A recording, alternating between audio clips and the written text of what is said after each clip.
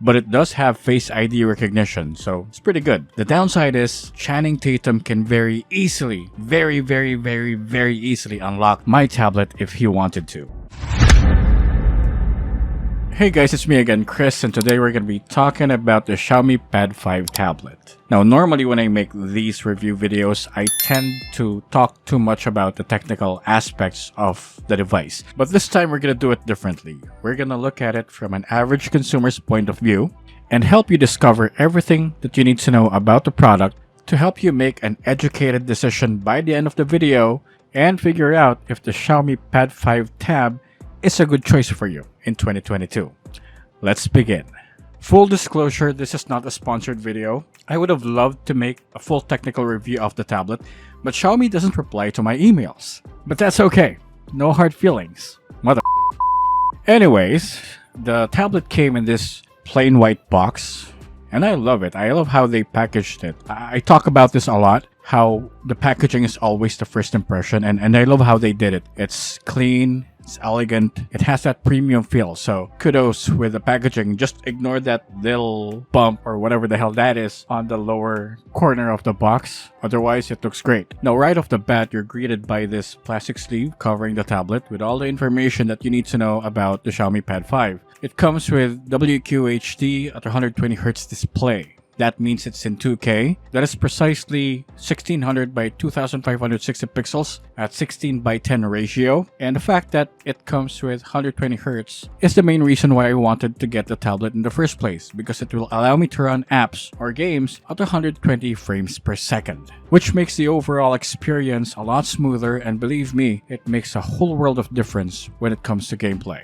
It also comes with Dolby Atmos supported quad stereo speakers. And this tablet sounds really nice. It sounds better than my iPhone, if I'm being completely honest. I remember back in the day, I used to make fun of Android phones and tablets. I always say that it either sounds like the Jollibee radio, the one that they give away or sell every once in a while, or one of those generic Bluetooth speakers with a French-Chinese woman that says, "The Bluetooth device is ready to pair."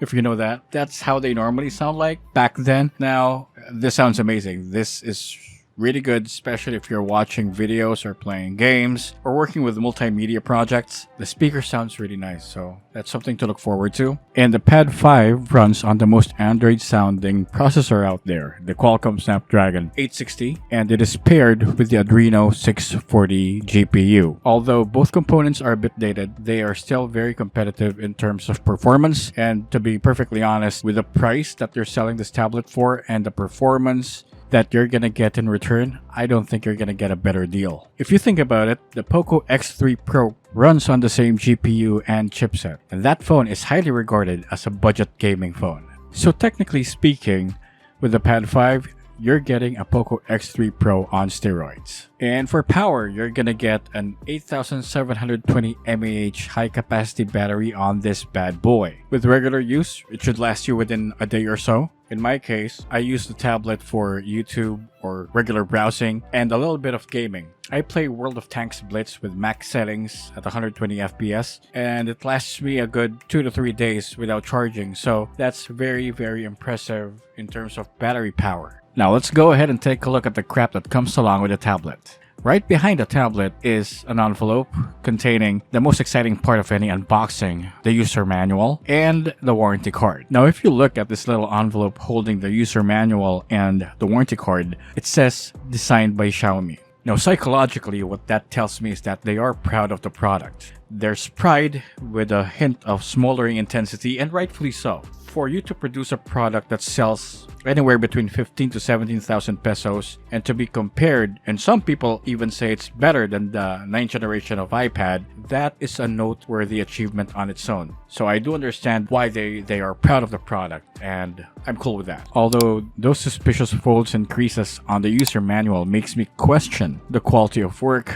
of Xiaomi's quality assurance team. It's not a big deal, but it's an overall part of the presentation. So just saying, you might want to check that that out and reply to my emails. Thank you. Moving on, the tablet also comes with a 22.5 watt charger and a Type A to Type C cable for charging. No major complaints, but I've seen higher watt chargers that are smaller than this, and it would have been better if it was a Type C to Type C cable. Now that we got that out of the way, it's time to talk about the caveats, the good, the bad, and what's average about this product. The first caveat is this device was released in August 2021. That means you can expect 2 to 3 major updates and security updates up to 2026. The second caveat is even though the screen has a 120Hz refresh rate, the 120 FPS setting is not set to default.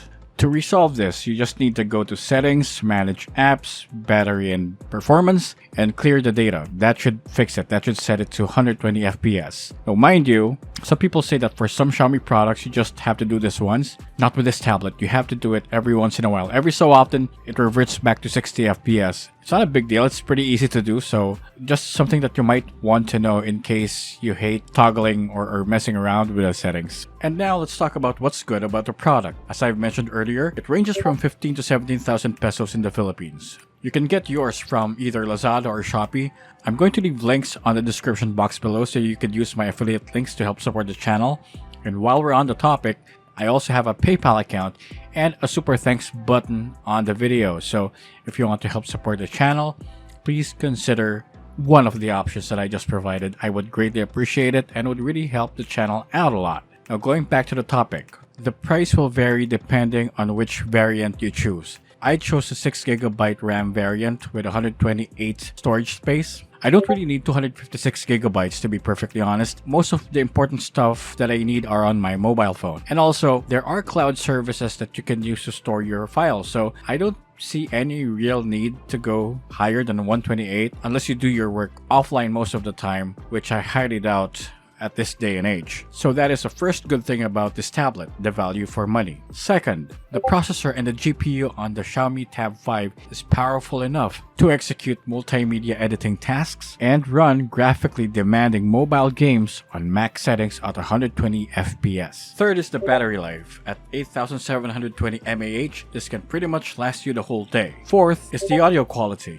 If you love watching movies and listening to music on your tablet and have that immersive gameplay experience, this is the perfect tablet for you. On paper, the Xiaomi Pad 5 is simply the better tablet compared to the 9th generation of the Apple iPad. So those are the good. What about the bad? First, there is no SIM card slot on this tablet, which means you're stuck pretty much with Wi-Fi. Second, there is no micro SD slot on this tablet, which means that you're either stuck with 128 gigabytes or 256 gigabytes of storage space, whichever variant you choose. So choose carefully. Third is the lack of a 3.5mm audio jack, which means you can only use a wireless or Bluetooth headset on this bad boy. And now let's talk about what's average. I would have to put the screen quality in this category. Why? Although I'm getting 120 FPS with 120Hz refresh rate, it's still an LCD screen. It would have been better if it was AMOLED because of durability, the fact that you're getting true black, and the colors are just more vibrant and they pop out with the AMOLED screen. Next is the camera quality. For the main camera, you get 13 megapixels, and for the front camera, you get 8. Both offer 2.0 aperture, which will give you enough bokeh if you really need that blurred background effect. The camera will serve you well if you're going to be using it for meetings and Zoom or video calls. But let's face it, how many people really say, hey, let's take a selfie on my tablet? Yeah, no one really does that. So the camera is acceptable. It's not the greatest quality, but it's not bad. So you can use it for what I believe it's intended to be used for on a tablet, and that is for video calling and meetings. And last but not the least is the security feature. The Xiaomi Pad 5 doesn't have a fingerprint scanner, but it does have Face ID recognition, so it's pretty good. The downside is Channing Tatum can very easily, very easily unlock my tablet if he wanted to. And so, those are the things that I believe that the average consumer needs to know before purchasing the Xiaomi Pad 5 tablet. In conclusion, I would rate this tablet from 1 to 10 as a very strong 8.